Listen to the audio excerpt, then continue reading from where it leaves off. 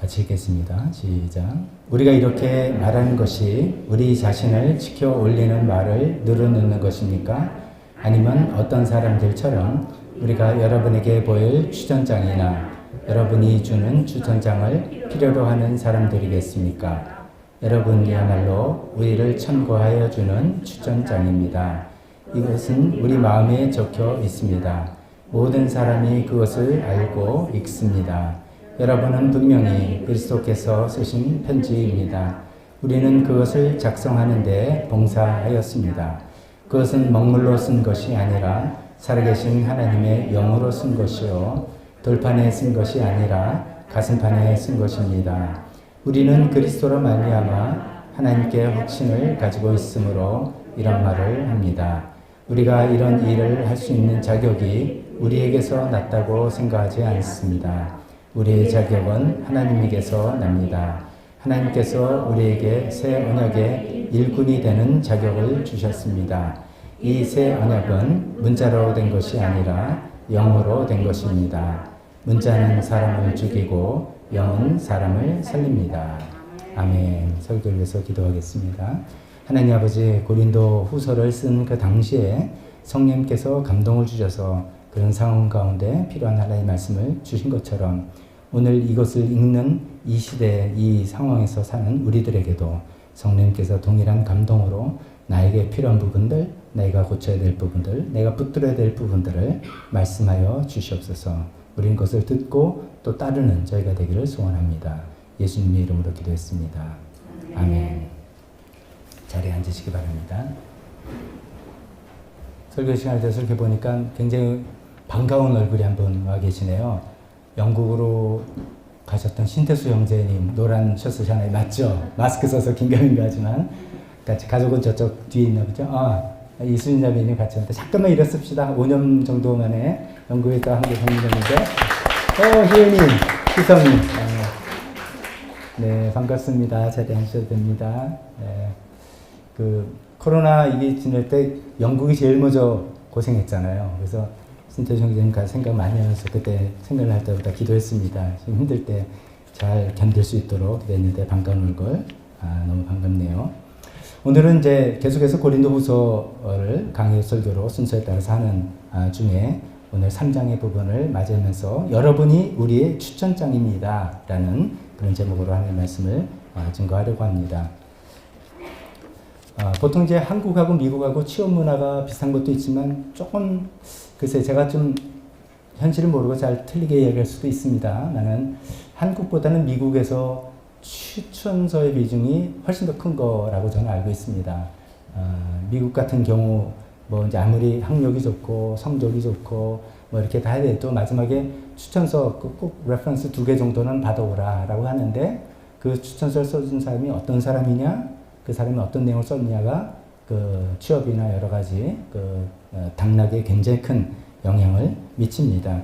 그것이 이제 학력이나 성격이나 이런 서류의 이면에, 서류 밑에 보이는 그 사람의 뭐 솔직한 진실된 면들, 사실 그런 것들을 더 말해주기 때문이겠죠. 그래서 이제 오늘 이렇게 추천장, 추천서라고 되어 있지만 어떻게 보면 이것이 그 사람이 당당히 이런 자격이 있다라고 자격을 증명하는 문서라는 그런 의미로 우리가 생각해 볼 수가 있겠습니다. 갑자기 고린도 후서에 추천서 이야기가 나오는가 하면은 이 고린도 전서가 후서가 쓰여진 신약 성경 시대, 이제 1세기입니다. 기원 후 1세기 신약 성경 시대에 추천서가 굉장히 필요로 했었습니다. 그 당시 로마 제국이 지금 우리가 지중해 연안이라 알고 있는 전역을 이제 다스리고 있는 그 로마 지역을 지내면서 뭐 다른 종교, 다른 어떤 목적의 사람들도 물론 많겠지만 특히 이제 이 기독교 예수님을 믿는 또 유대교와 기독교를 믿는 이런 종교적인 일들을 위해서 순회하며 돌아다니면서 말씀을 전하는 순회 전도자라고 합니다. 그러니까 한 곳에 이제 정착해서 뭐 단임 목회를 하거나 이런 게 아니라 여기저기 돌아다니면서 새로운 종교적인 가르침을 가르치는 순회 전도자라는 사람들이 굉장히 많았습니다. 그 당시에. 근데 많은 사람들이 또 거짓 선지자, 거짓 전도자였습니다. 그래서 이제 신약 성경에 그런 거짓 선지자, 가짜 선생들 조심해라 이런 이야기를 많이 하고 있죠. 요즘 같은 때는 뭐 인터넷도 있고 전화도 있고 그러니까 이 사람 그 참이냐 진짜냐 이렇게 확인할 수 있지만 1세기 때는 알 수가 없습니다. 어떤 사람이 딱 나타나서 내가 사실은 이렇게 어떤 사람이다 라고 하면서 나를 인정해달라고 할 때 이 사람의 진위를 알 수 없으니까 그 사람은 반드시 어떤 추천장을 갖고 다니게 되어 있습니다. 그래서 이제 에베소 교회에서 추천장을 써줘서 이 사람은 신뢰할 만한 사람이고 어쩌고 하니까 말씀 전할 기회도 주고 또 교회에서는 그에게 이제 잠자리나 어떤 이제 보수 좀 해주라는 어떤 그런 내용, 믿을 만한 사람이다 라는 내용을 써주는 그런 추천서가 그 당시에는 굉장히 유행했었습니다. 성경에도 보면은 이제 우리가 로마서를 읽을 때 뒷부분에 16장부터 보면 사도 바울이 누구에게 문안하고 문안하고 쭉 이야기가 나오는데 그 중에 이제 사도 바울이 베베라는 영어로는 피비입니다. 베베라는 여자 집사라고도 우리가 번역하기도 하고 여자 사도라고도 표현하는 그 사람에 관한 이야기를 씁니다.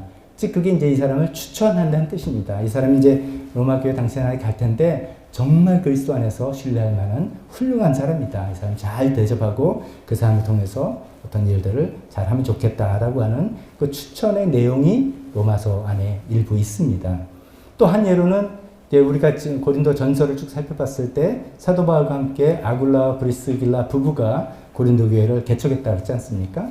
그러다 이분들은 이제 에베소 교회로 옮겨서 거기서 이제 사역을 하고 있는데 아볼로라는 사람이 이 사람은 저 지금 이집트인 알렉산드리아 출신인데 거기서 예수님 믿게 되고 브리스길라 아굴라 부부를 통해서 복음을 더 이제 알게 되고 근데 이 사람이 이제 내가 고린도 교회 가서 좀 사역하길 원한다라고 할 때 고린도 교회 사람들이 잘 알고 있는 아굴라 브리스길라 부부가 추천성을 써줘서 이분 진짜 대단한 분이다. 이분을 통해서 여러분들 많이 배우라고 라고 추천서를 아볼로에게 써줬던 그런 일들도 신약 성경 시대에 또 많이 있습니다. 자, 그러니까 추천서 내용이 이게 뭐냐면 이 사람은 정말 믿을 만한 사람이다 라는 것을 증명해주는 그런 것이죠. 이 사람이 어떤 사람이라는 것을 확실히 설명해주는 그런 서류, 편지라고 볼 수가 있습니다.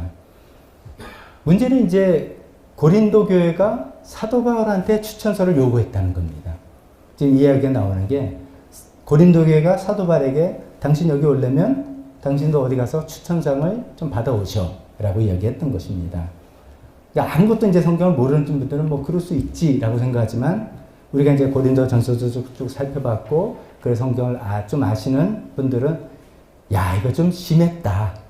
이거 좀 심했다. 이게 마치 뭐하고 좀 비슷하냐면요. 예를 들어서 이제 저의 어떤 학력이라든지 이런 것들 교회 홈페이지 보면 제가 뭐 평소에 말하지 않죠. 근데 교회 홈페이지 보면 대개 담임 목사의 학력이라든지 양력 같은 게 다 나오죠. 그래서 대학교를 어디서 나오고 뭐 신학교육은 어디서 받고 등등 이게 나오는데 오늘 갑자기 이제 한두 명이 아니라 교회에서 박 목사 그걸 좀 못 믿겠다. 그래서 내년 2023년도부터는 그 내년에도 좀 우리 교회에서 사역하려면 좀 떼어와라 라고 이제 요청을 한다면 제가 기분이 어떨 것 같습니까? 이거 좀 아니 그래도 어떻게 보면 제가 하나님의 은혜로 개척을 해서 20몇 년 동안 이끌어 왔는데 이제 와서 그거를 완전히 무시하고 뭐 증빙서를 내놔라 라고 할 때 그 얘기를 듣는 사람의 심정인 거죠. 사도 바울이. 지금 그런 심정입니다. 사도 바울이 고린도 교회를 개척하고 3년 동안 눈물을 흘리며 땀으로 이제 사역을 하고 이 모든 갈등과 어려움 가운데 계속 그걸 포기하지 않고 계속해서 그들을 바로잡으려고 하는 그 사도 바울에게 당신 여기 오려면 추천장 들고 오셔 라고 이야기하는 정말 굉장히 힘들고 받아들이기 힘든 그런 상황이죠. 그럴 때 사도 바울이 오케이 내가 추천서를 당신들에게 제출하겠다 내밀겠다 라고 했는데 그것이 뭐냐? 여러분들이다. 여러분 고린도 교인 여러분들이 바로 나의 추천서입니다 라고 하는 내용이 2절입니다. 그래서 2절이 이렇게 됐습니다. 여러분이야말로 우리를 천거해주는 추천장입니다.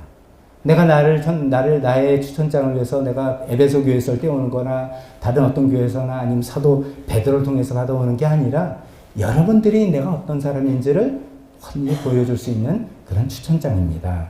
그 내용이 우리 마음에 적혀 있습니다. 또 모든 사람이 그것을 알고 읽고 있습니다. 그래 그 교회에 사도 바울이 개척했지. 다 알고 다 그런 내용 어떻게 있었지 다 알고 있다. 그런 이야기를 하고 있습니다. 나중에 이제 뒤에 고린도서 우리가 천천히 이제 살펴볼 때 그런 부분이 나올 때도 말씀드리겠습니다만, 고린도 교회가 왜 사도 바울을 처음에 이렇게 막 이렇게 딴지를 거는가 하면은 저 사람이 진짜 사도인지 여기에 대해서 좀 의구심이 있었던 거예요. 왜냐면 이제 그들 생각에 이제 오늘 우리 아까 불렀던 찬송도 잘 오해하면 이렇습니다. 참 믿는 자에게 능치 못하면 하나님 기도하면 다 들어주시고 다 될 거야 라고만 그쪽 사이드만 생각을 하면 그 분명히 있는데, 또 안 되는 이건 뭐야, 이거 뭐지 이거 하나님 엉터리 아니면 뭐 이렇게 생각이 되는데, 양쪽 면이 다 있지 않습니까? 이제 이 고린도 교인들 생각은 사도란 하나님의 능력과 영광이 나타나는데 그런 사람인데, 저 사람은 보니까 고생도 많이 하고 아프기도 하고 맨날 문제 쌓이고 비리비리하고 사도가 아닐 거야 이렇게 생각하고 있었다는 것이죠. 근데 그런 이제 이슈를 가지고 늘 고린도 교인들이 잘못 생각하고 있는 걸 가지고 좀 갈등을 하고 있는데, 사도 바울의 지금 논지는 여러분 당신들이 내가 그리스도의 사도임을 증명하는 증거다, 추천서 아닙니까? 그런 이야기로 답장을 하고 있는 내용입니다. 자, 여기서 이 부분을 가지고 생각하면서 좀 설교를 좀 저는 준비해 봤습니다. 우리가 이제 사도 바울의 편지가 이제 신약성경의 대부분인데, 복음서 말고는 대부분인데, 이것이 하나님 말씀이 된 건 이런 것 같아요. 이제 편지니까 어떤 상황 속에서 갈등이라면 갈등, 기쁨이나 기쁨 이런 걸 소식을 전하고 어떤 이슈를 다루는 건데, 어쩌면 이제 저 같으면 만약에 이런 이슈를 정했을 때 이렇게 이야기할 수 있죠. 아니 이제 와서 그런 걸 요구한다? 관둡시다. 나 사임. 뭐 이렇게 이제 반응할 수도 있고요. 그래요? 떼주지. 그래서 딱 떼서 딱 제출하고 됐습니까? 이럴 수도 있고요. 또 아니면 어떤 말로 이제 와서는 뭐 그게 뭡니까? 내가 기분이 좀 안 좋을 거 아닙니까?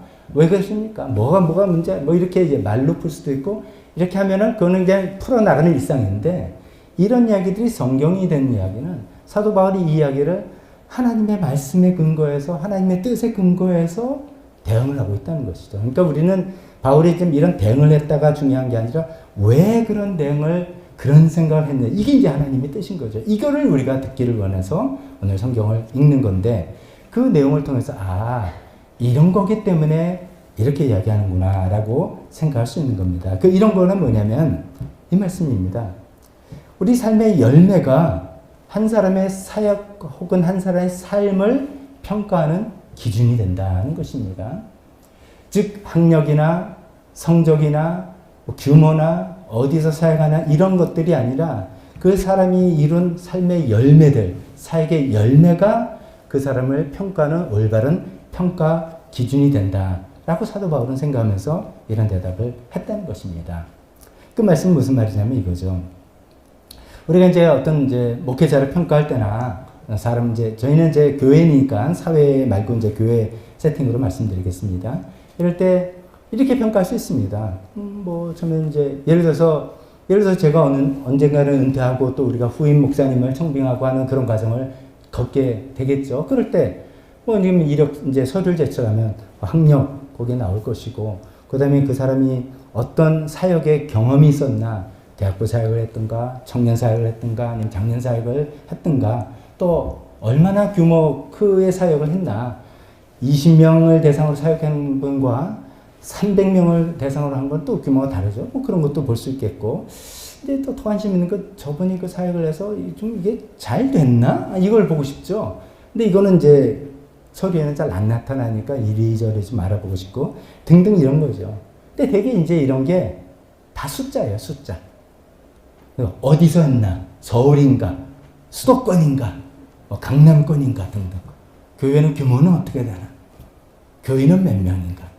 다 이제 숫자인데, 그것도 필요합니다. 양적 성장 분명히 필요하고, 그분이 사역을 잘했고 못했고 어떤 지표가 되는 것도 사실입니다. 그러나 참된 기준은 숫자에 있는 게 아니라 어떤 성도들이 만들어졌느냐, 어떤 성도들이 만들어졌느냐, 그거라는 것이죠. 어떤 성도라는 것도 이겁니다. 예배 얼마나 열심히 참여하고 찬양을 뜨겁게 하고 어떤 은사들이 있어서 은사를 발휘하고 맡은 책임대로 잘 성질을 수행하는 그런 분도 좋지만, 우리 삶이 조금 계속해서 말씀드리겠지만 어떤 삶을 살아가는 성도들로 만들어졌는가. 그것이 그 사역을 평가하는 가장 중요한 기준점이 된다는 것이죠. 그런 의미에서 성도 여러분들이 나의 추천서입니다라고 이야기한다는 것입니다. 이런 내용은 이제 목회자뿐만 아니라 교사 예배 때는 우리 교사들에게도 말씀드렸고 마찬가지일 거고, 우리 목장 사역하는 목자 목녀님들도 마찬가지고, 자녀를 키우는 부모도 마찬가지고, 우리가 어떤 면에서 전부 다 사역자 아닙니까? 사역자라는 것은 하나님께서 우리에게 맡겨주신 어떤 일을 하는 겁니다. 직장도 마찬가지고 가정도 마찬가지고 다 마찬가지인데, 규모를 조금 교회 쪽으로 제가 좀 좁혀서 오늘 말씀을 드릴 때, 내가 어떤 숫자로 표시되는 얼마나 크기, 얼마나 사이즈, 어디 뭐 이런 숫자가 아니라 정말 내가 사역하고 내가 섬기고 돌본 대상이 어떤 삶을 살아가고 있는 건가를 가지고 하나님께서 우리를 평가하시고 우리 스스로도 평가할 수 있다라는 말씀을 드리고 싶습니다. 자, 그렇다면 우리 마음속에 이런 질문이 들겠죠. 어떤 삶을 살아야 된다는 말이냐? 어떤 열매를 맺어야 된다는 말이냐? 이런 질문이 생길 수 있습니다. 거기에 대해서 저는 이렇게 대답해 보겠습니다. 우리가 이제 성경 구절 중에 뭐 많은 분들이 거의 다 좋아하시는 여러 말씀 중에 하나가 모든 것이 합력하여 뭐를 이룬다? 다 아시잖아요. 모든 것이 합력하여 뭐를 이룬다? 되게 이제 언제 우리가 이런 말씀 좋아하냐면 어려운 거 힘든 일 막 하게 생길 때 그래도 우리가 붙드는 말씀이 그거란 말이죠. 이런 골치 아프고 힘든 일이 있지만 결국 그것이 다 합력하여서 선을 이룰 거야. 이렇게 생각합니다. 맞습니다. 근데 우리가 주위에서 이 말씀을 생각해야 될 것이 모든 일이 합력하여서 잘 될 거야. 입니까? 아니죠. 모든 일이 합력하여 선을 이룬다고 했는데 그것이 모든 일이 합력하여 잘 될 거야 라고 우리는 생각하는 경향이 상당히 많습니다. 그래서 그걸 좀 조심해야 되는 거죠.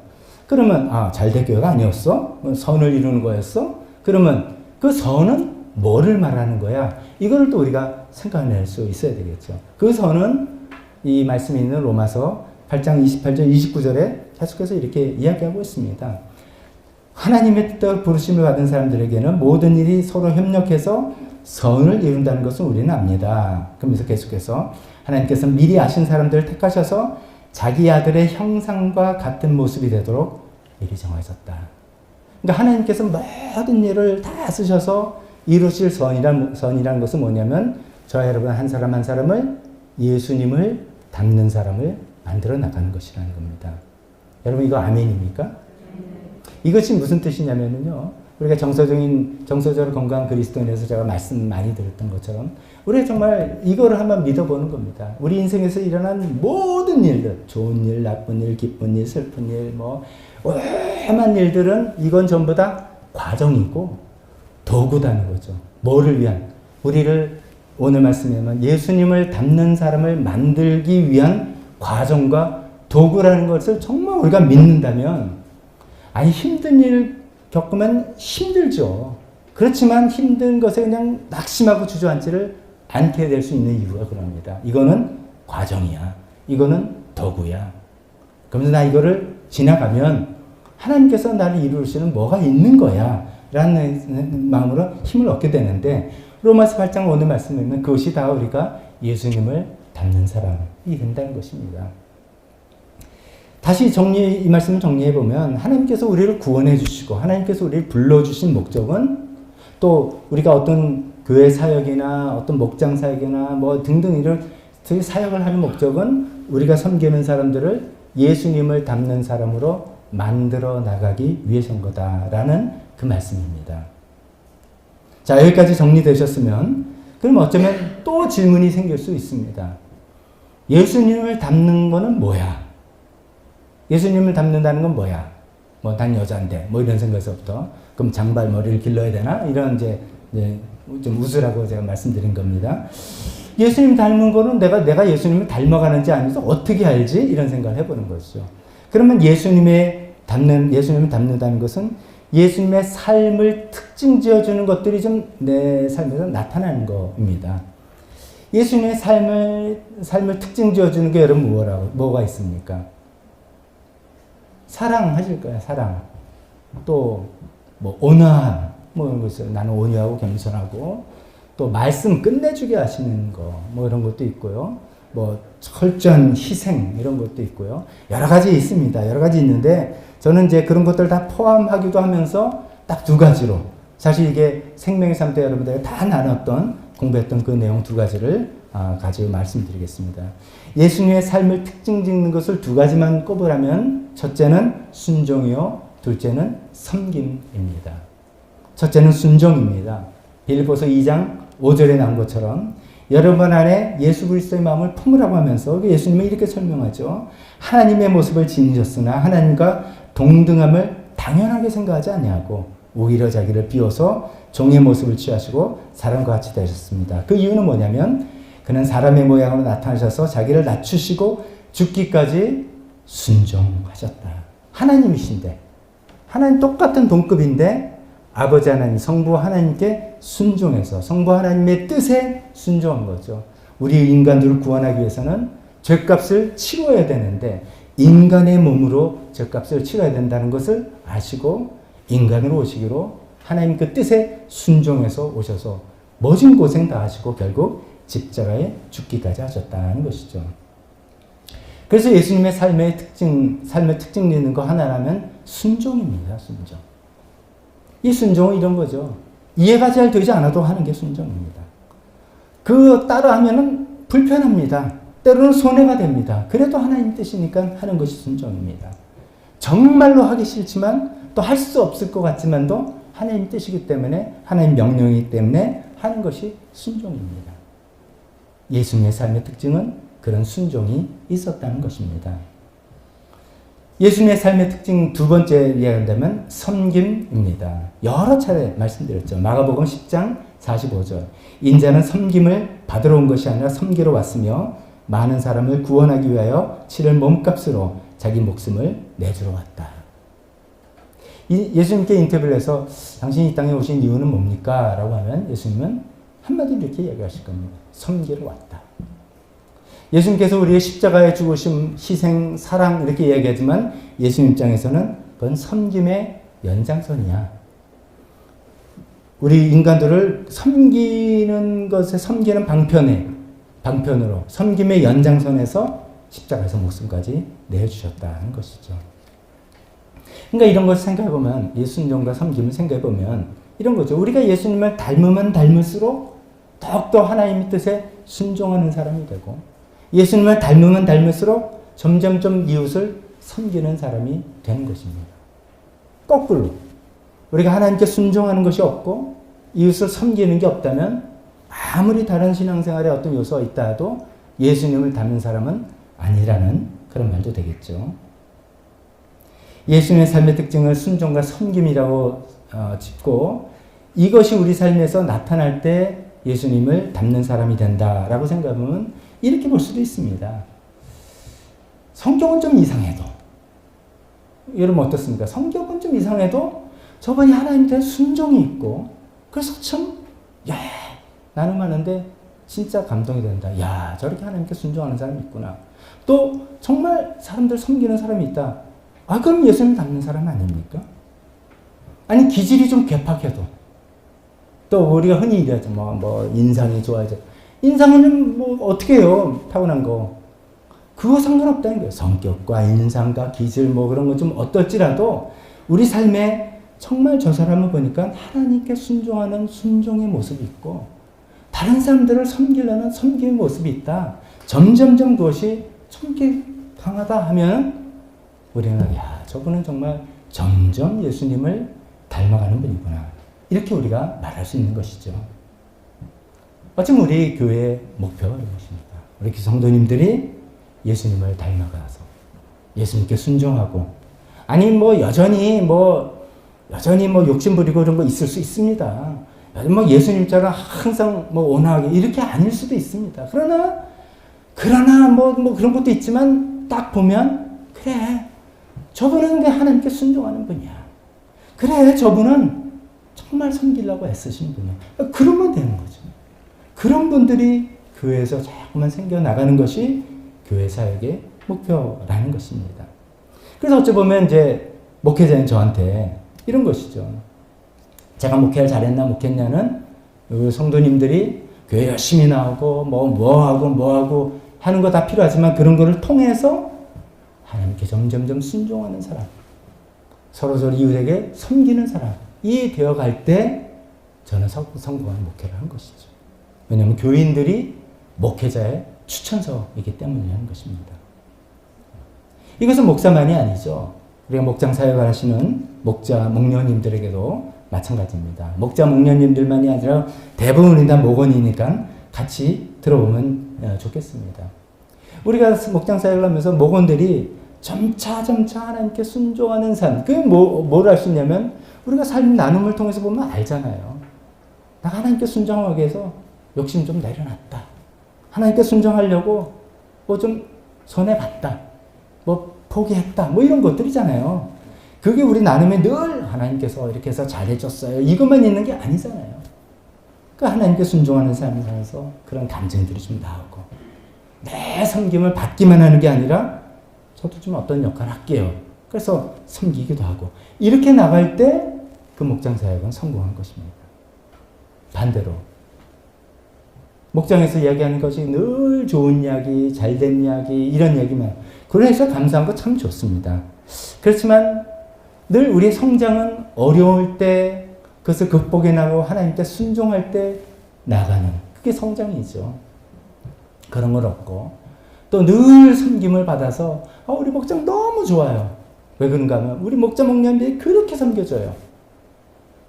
그거만 있다면 우리 목장 사역은 잘 뭐가 좀 안 된 겁니다. 성공한 거라고 말할 수 없습니다. 왜냐하면 목원들이 목자 목녀 사역에 목장 사역에 추천서예요. 얼마나 잘했는지 보는 추천서입니다. 이기 때문입니다. 이런 것들이 이제 이런 생각이 듭니다. 저희 이제 가정교회 세미나를 다녀오고 저도 다녀오고 그래서 이제 배우면서 우리가 예전에는 좀 이런 게 있었어요. 가르쳐 지키게 하라. 하나님 말씀을 결국 잘 가르쳐서 지켜나가는 거 굉장히 이제 강조를 하다가 그다음에 이제 가정교회를 접하고 보니까 보고 배우게 하라 이러더라고요. 그래서 맞다. 너무 막 말로 막 이렇게 뭐 이래라 저래가 아니라 먼저 보여줘야 된다라고 해서 이제 그때 초창기에 이제 같이 우리 집사님들이랑 함께 그렇게 이야기하면서 저도 이제 방향도 바꿔 나가면서 많이 했죠. 그래서 늘 우리 생각에 보고 배우는 그런 시스템, 보고 배우는 거다. 저는 여전히 그게 맞다고 생각합니다. 참 보고 배우는 것이지 우선 강압적으로 뭐 지시하고 이런 건 아니라고 생각을 합니다. 근데 이제 이 보고 배우는 거하고 가르쳐 지키는 거하고 이게 잘 가야 되는데 어떤 때는 잘 안 가는 경우도 있단 말이죠. 예를 들면 아무리 보여줘도 못 봤다는 분이 있는 거예요. 나는 이제 목자 목녀 입장에서 보고 배운다 해서 열심히 뭐를 보여줬는데 못 봤대요. 눈에 안 들어온 거죠. 그리고 봐도 하기 싫은 거죠. 그렇게는 하기 싫은 거죠. 봐도 모른 척, 못 본 척, 또 나는 뭐 그렇게 하기 싫고. 그리고 분명히 보고 또 마음이 있어도 내가 뭘 해야 될지 잘 모르는.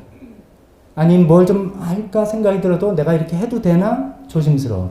등등 여러 케이스가 있기 때문에 그냥 보고 배우는 것만이 아니라 그 플러스 가르쳐 지키게 하는 것들이 접목이 돼야 되겠다는 생각이 점점 드는 겁니다.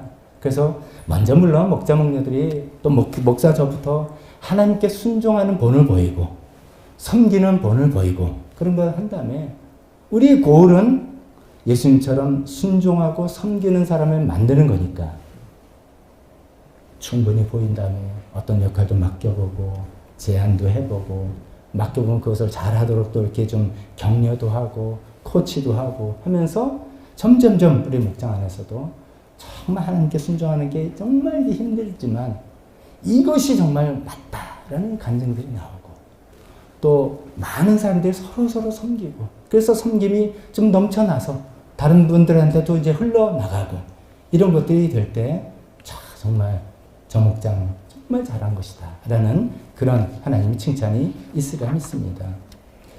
자녀를 키우는 부모들도 마찬가지일 거라 생각합니다. 이거는 뭐 짧게만 말씀드리겠습니다만 우리가 자녀를 키우면서 자녀에 대한 기대가 뭡니까? 특히나 신앙생활을 하는 부모로서 자녀에 대한 기대가 뭡니까?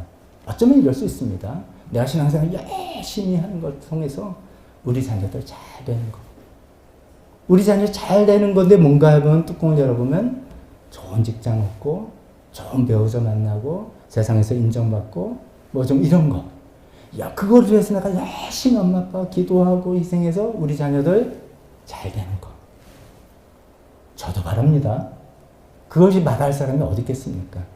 그러나 오늘 로마서 우리 아까 말씀처럼 하나님께서 모든 일을 합력하여서 선을 이루는 것이 하나님의 뜻인데 그 선이 뭔가 했더니 우리를 예수님을 닮는 사람이 되게 되는 것이고 예수님 닮는 사람이 뭔가 했더니 여러 가지가 물론 있겠지만 예수님처럼 순종하고 예수님처럼 섬기는 사람이라고 한다면 그런 하나님의 말씀에 우리가 정말 동의를 한다면 우리 생각도 물론 중간 과정에서 좋은 직장도 얻고 뭐 결혼도 잘하고 뭐 일도 잘 되고 다 바라지만 결국 궁극적으로 우리 자녀가 하나님께 순종하는 삶을 살고 우리 자녀가 이웃을 섬기는 삶을 살게 할 때 정말 기쁘고 보람을 느끼는 그런 우리 부모가 되는 것이 하나님께서 원하신 바가 아니겠습니까?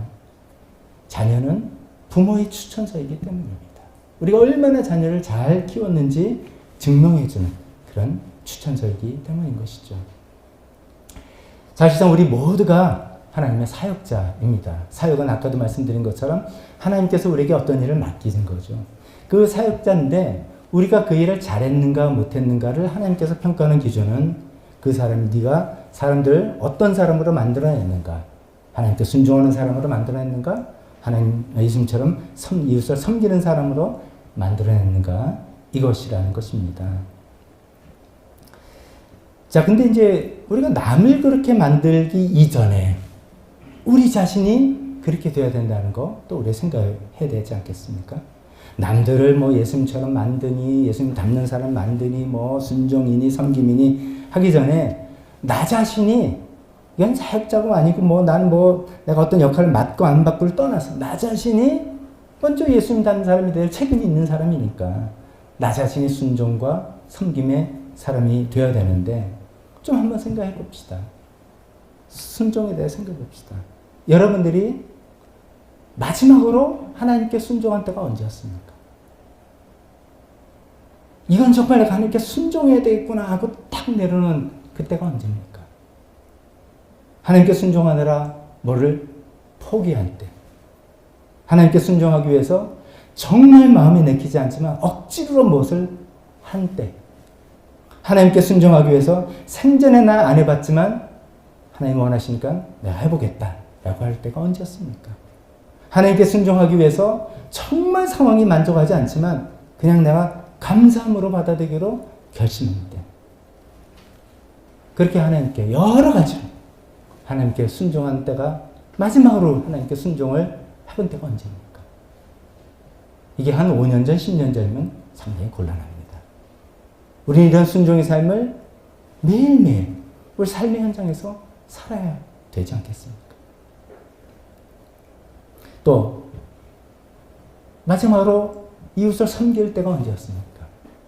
섬김이라는 건 제가 주거니 받거니 하는 거 말하는 거 아닙니다. 내가 하나 주면 두 개를 받을 거 계산이 뻔하니까 하나 주는 그런 거 말고요. 그냥 하나님께서 마음 주셔서 하나님께서 나한테 붙여주신 사람을 흘려보내고 내 재능과 시간을 흘려보내고 노력을 흘려보내는 그런 섬김 말하는 것입니다. 그 섬김은 힘듭니다. 섬김은 성가십니다. 또 때로는 허탈합니다. 반응이 내가 기대했던 것처럼 딱딱 결과가 안 오기 때문이죠.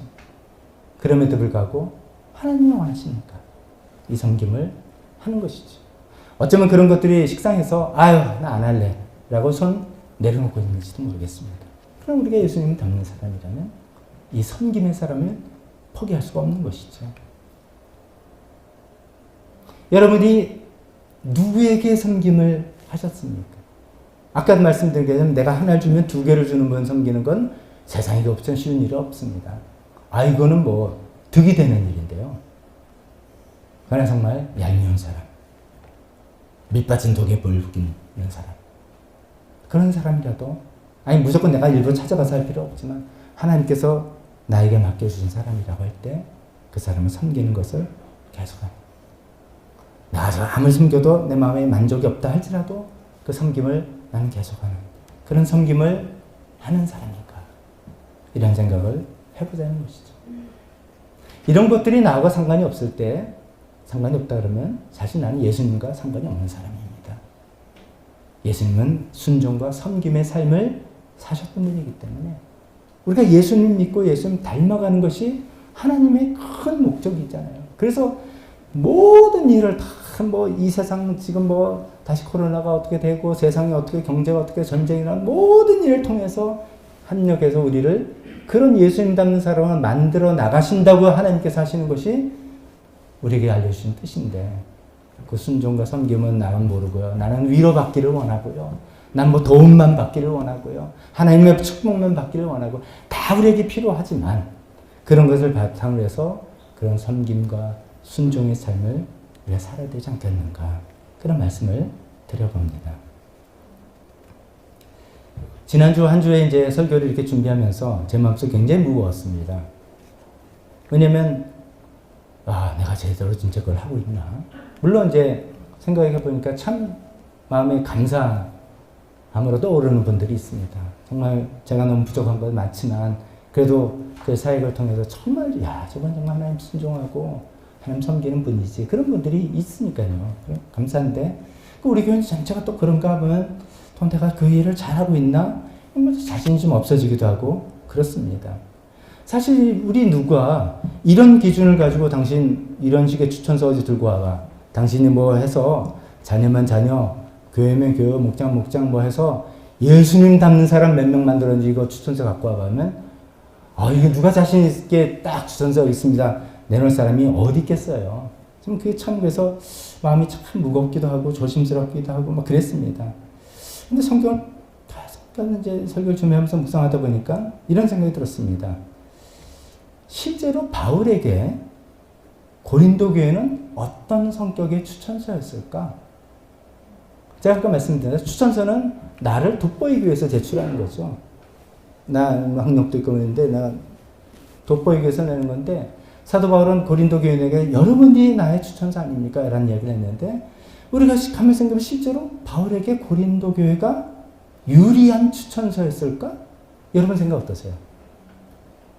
우리 성경을 쭉 따라오신 분들이라면 아닐 텐데 라는 생각하실 겁니다. 저 같으면 그런 추천서는 요새 추천서는 전부 다 밀봉해서 바로 회사에 직접 보내주게 돼 있잖아요. 내가 뜯어보면 안 되잖아요. 그건 벌써 이제 그 가치가 떨어지잖아요.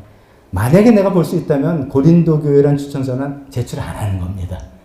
바울의 입장에서. 왜 그러냐면 고린도 교회가 어떤 교회? 자기가 개척하고 3년 동안 사역하고 뭐 이렇게 했는데 계속 거기서 당파싸움 하는 사람들이고 성적인 문제들이 그것도 지도자급에서 문제가 생겼고 남들 배려하지 않는 모습들 때문에 뭐 말이 나오고 아니 그 교회를 개척한 사도 바울을 벌써 이렇게 당신을 비토하고 뭐 모욕 주고 하는 인간적으로도 그럴 수는 없지라고 할 수 있는 그런 이야기, 그런 교회잖아요. 고린도 교회가. 그런 교회인데 그런 교회를 추천서로 제출한다? 제가 사역한 결과물이 이겁니다. 저희 같으면 안 내는 거예요. 낼 수가 없는 그런 불리한 추천서죠. 그럼에도 불구하고 사도 바울은 왜 이런 얘기를 하는가 생각을 해봤습니다. 립 서비스인가?